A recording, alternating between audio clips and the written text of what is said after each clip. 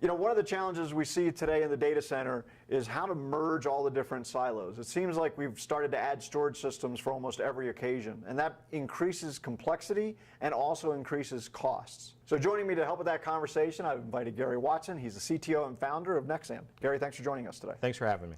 So, you know, Gary, if you look at kind of the use cases that are creating these silos, we have all these different storage systems out there, right? We've got NAS, we've got block, we've got archive, we've got data protection, we've got now the kind of whole emerging mobility market.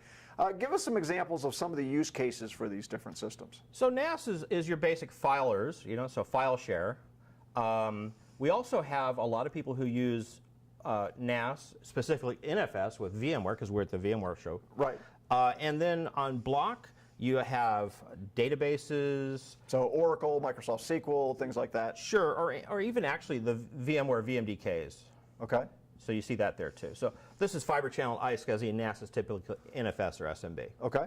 And then what about archive? What are people doing there? So a couple different things. You can be archiving files for compliance reasons. For example, to comply with SEC 17 or with HIPAA or something. Right. But also archiving can be used for storage optimization, where you're trying to take cold data off of your primary storage and put it away someplace for safekeeping. So almost this is like, I've got to do this, and this is, boy, Best you'd business really want to practice. do that, right? Yeah. Absolutely. So let's talk a little bit about data protection. What are some of the use cases there? Well, data protection is a couple different things. You want to protect against threats like ransomware and viruses. Okay. Ransomware is big in the news. Where? And also, there's a thing called, some people call it bit rot or silent data corruption. Right. So that's where hardware or for sometimes software will just glitch and you'll lose some data. So you want some kind of a mechanism to protect you against that. And that's kind of a worst case scenario too, because that's something that you could lose data and not even know it happened, right? At least with ransomware, you know you can't get to your files, right? Well, yeah, sure. And then silent data corruption can be important, especially for long periods of time. So if you're going to store something for 5, 10, 15 years, it starts to become very important. Ties into that archive bit a little bit, right? Sure. So then let's talk about mobility. You know, nobody works out of an office anymore. It seems like everybody works at a Starbucks.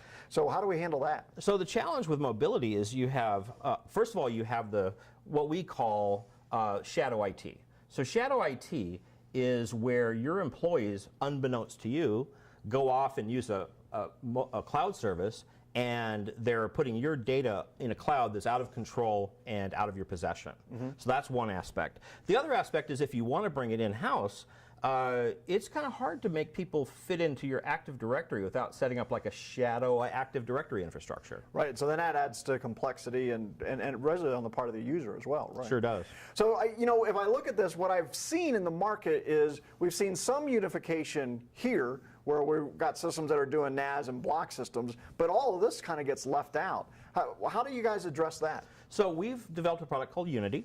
Unity includes NAS and SAN protocols. Okay. It also has built-in mobility support for iOS, Android, Macs and PCs, and web clients. So all your mobile workforce can access the files that are on the NAS, integrated with your standard on-premise Active Directory. And then we have an option for an archive with long-term data protection technology. So this mobility part's kind of interesting. So, because what I typically see is, you know, somebody has installed a NAS and then they got to go out and buy a whole nother system and copy data between the NAS and their mobility device. So you're saying you guys eliminate that problem? Yeah, and also we think it's important for the mobility piece to get data directly off of your NAS, so you're not copying it to a public cloud. Right. And you just have one authoritative copy. But we also have a feature in our NAS implementation where we call it in-way syncing, where we can synchronize your NAS files between different locations. Okay, and that's really important because so many companies nowadays have multiple offices around the country, right? Or absolutely. Yeah. So this is all about collaboration and mobility. The dynamic way the workforce works today, you have people who they don't work in an office anymore. They're on the road. They work from home. Whatever. So let's talk kind of the hot subject, at least every other month it seems like, is ransomware. Sure. And you mentioned that, so I'm going to ask you, what do you guys do specifically to take care of ransomware? So what happens when you have our archive option is when you store files in the NAS, based upon your policy, we grab a copy, put it in the archive, and attach a retention policy that cannot be overridden by anybody, including ransomware. Okay. So let's say you've set a 10-year retention policy on files, it doesn't permit the destruction or modification of that file. Okay, so even if the product, the ransomware product got into you guys, it wouldn't be allowed to change anything. That's anyways. right. It's a very, very strict compliance system. So Gary, one of my concerns here is that with all this stuff, I feel like I'm going to give up performance. Do you guys still deliver good performance in this system? We have awesome performance. If you use spinning disk for storage, we have flash and RAM-based cache acceleration. Okay. And we have configurations that can be all flash for up to 500,000 IOPS, in fact.